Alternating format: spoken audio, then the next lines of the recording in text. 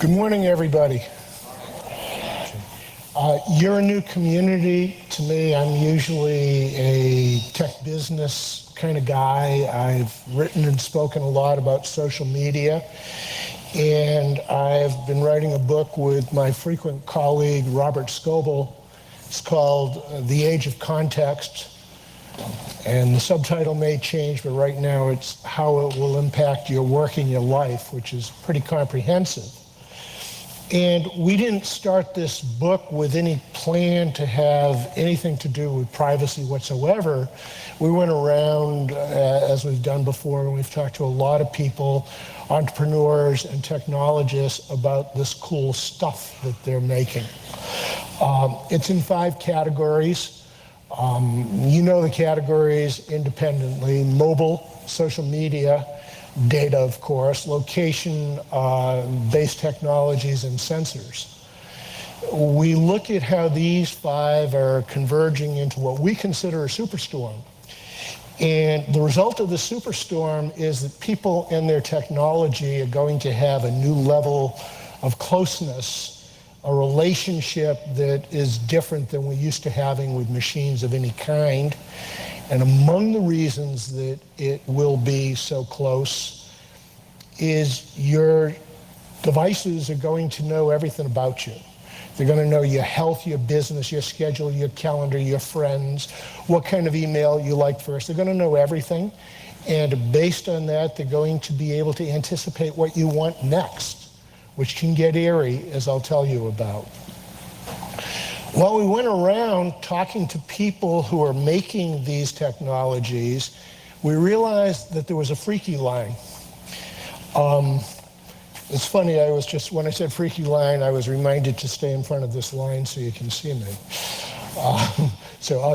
Never mind. And every time we looked at something like what's going on in retail or in health or in automotive, we found this freaky line. And it involves 2 powers that don't seem opposing. They're like concentric circles. I'll get back to them later. One is security and one is privacy. Sometimes these 2, as you know from recent events in the news, can be in conflict. But before I get to what I think about that, let me tell you a little bit about what we found. And I know you know a few of these, and I'll rattle them off rather quickly.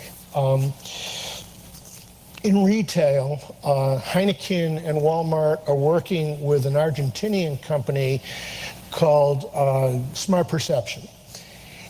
They created a sensor panel. They use American sensors called from PrimeSense, and they go on above a section in a retail store. So if you go into the store and you're looking for cereal, they will know not who you are, they can't see your face, but they'll know what you're looking at. If you reach out and touch a box of Cheerios, an iPad installed as a display on the shelf will offer you 40% off on the Cheerios, or perhaps it'll be a competing offer from another cereal saying, instead of Cheerios, try Kellogg's K, and we'll give you 30% off.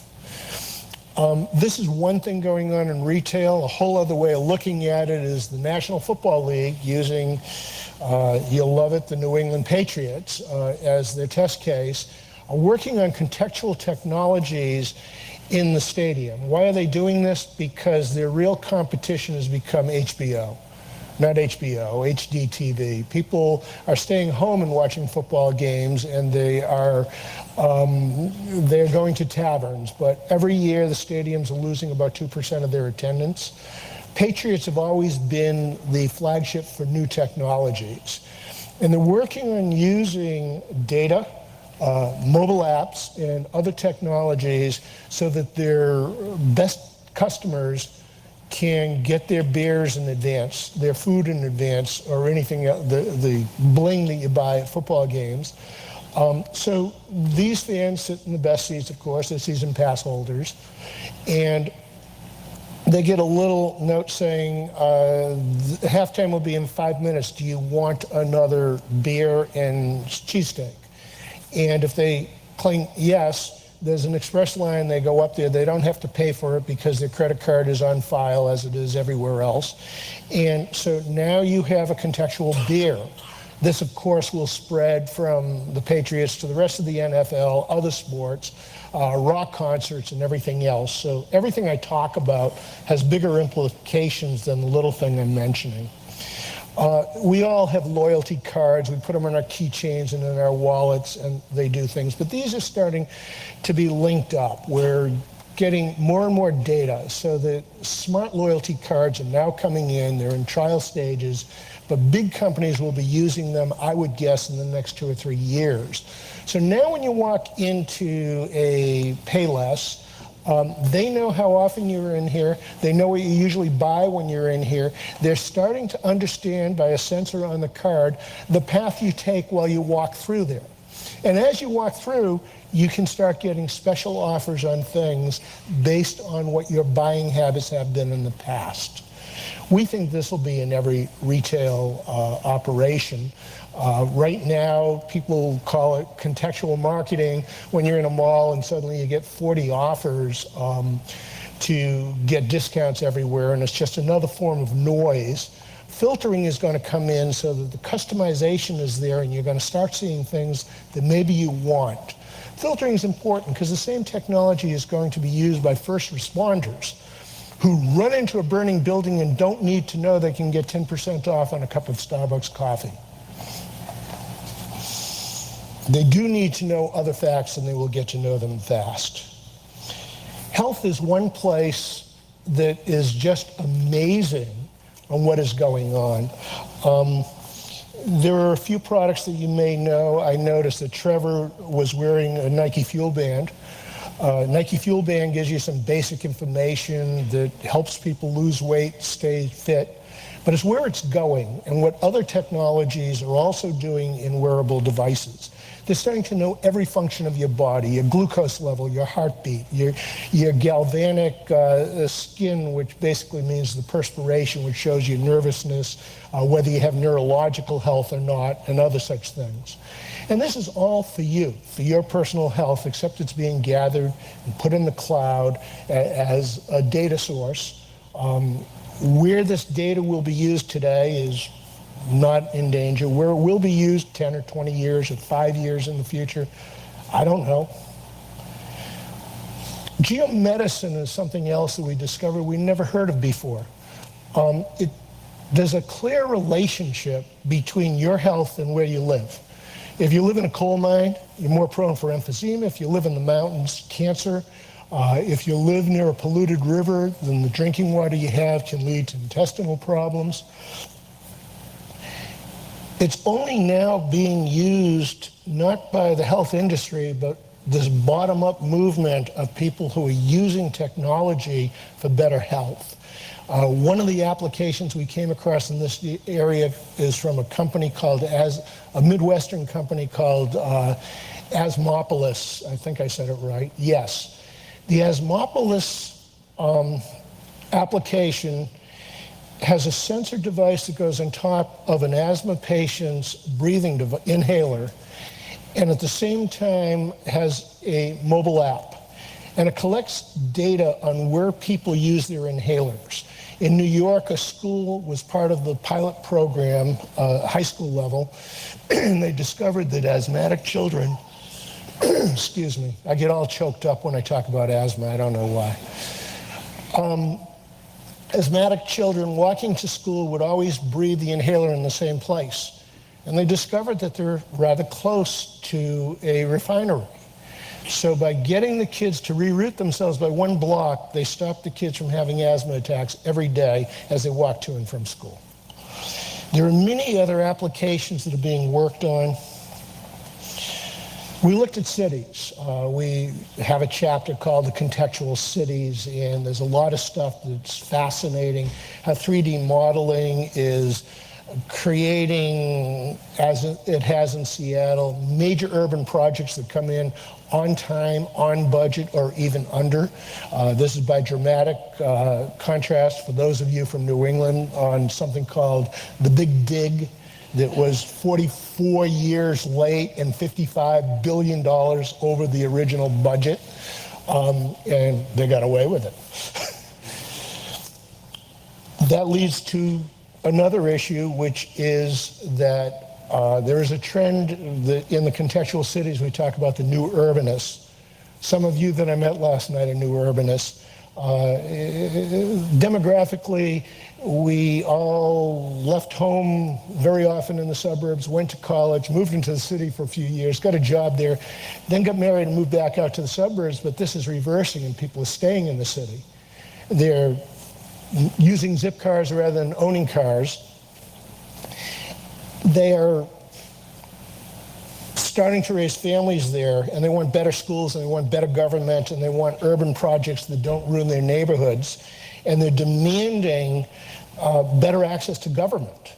And surprisingly, on the municipal level, a lot of cities, Vancouver, San Francisco, New York, Chicago, Washington, of course, is a forward thinker in this area, Chattanooga, are all putting more and more of city data in the cloud where voters have access to it. And this is changing the relationship between urban planners and constituents, because the urban planners are finding it's a lot safer and better to get the input in the planning phase rather than after the damn thing gets built. Cars. Cars is my favorite. Cars, we can get to the contextual car, the self-driving car. That's technologically sooner than regulators will probably allow it to be. But what's more interesting is this thing called a data log. Earlier this year, John Broder, a New York Times reporter who often, already? I just got here. Okay, thank you very much.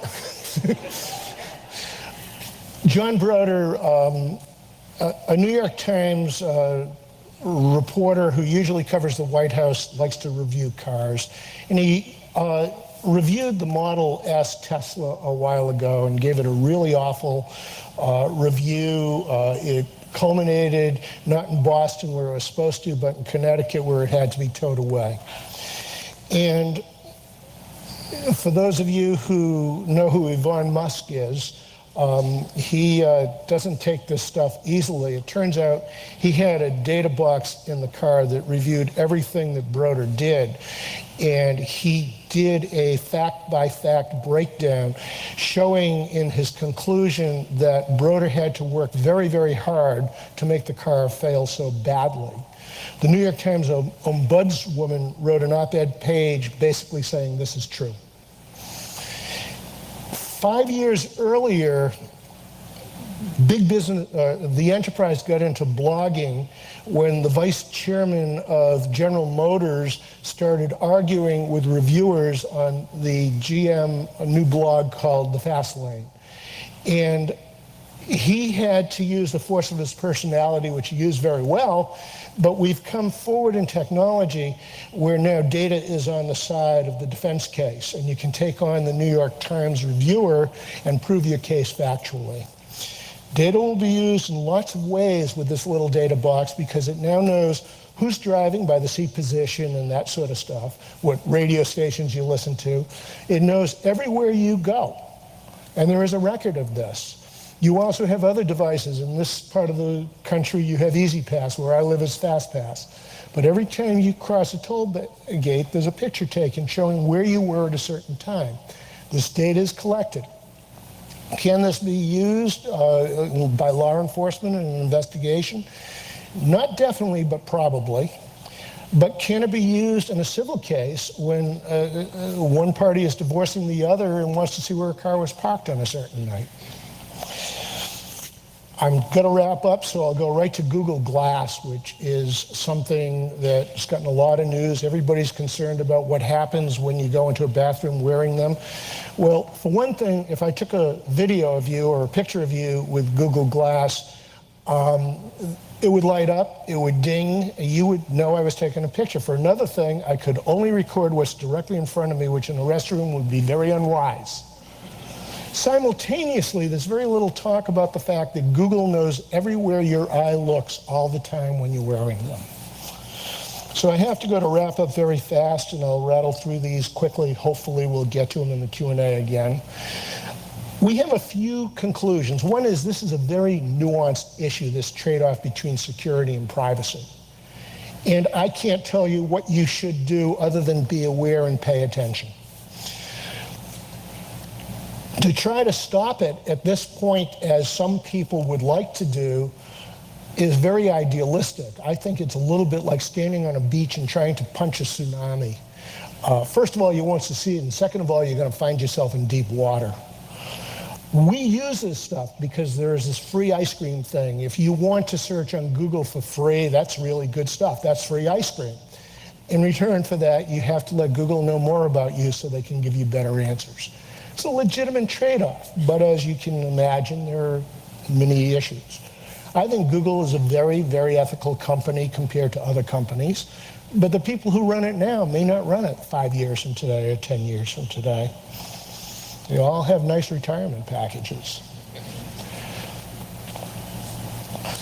The other thing is, I know many of you talked, last night my wife Paula and I heard a lot about policy. And policy is really nice, and I believe it. We're in New Hampshire, which 54 years after the first seatbelt laws were passed in Wisconsin, still doesn't require you to wear seatbelts in a car. They have on the license plate instead, live free or die, which I think is a real choice in this state. But the point of it is, technology is moving at a breathtaking pace. Public policy, regulation, and lawmakers don't. And if you try to get policy to control this, you need to leap forward beyond the issue of should this data be collected, because it is being collected and it isn't going to be stopped. And I bet right now somebody's going to tell me to shut up and get off the stage, so thank you very much.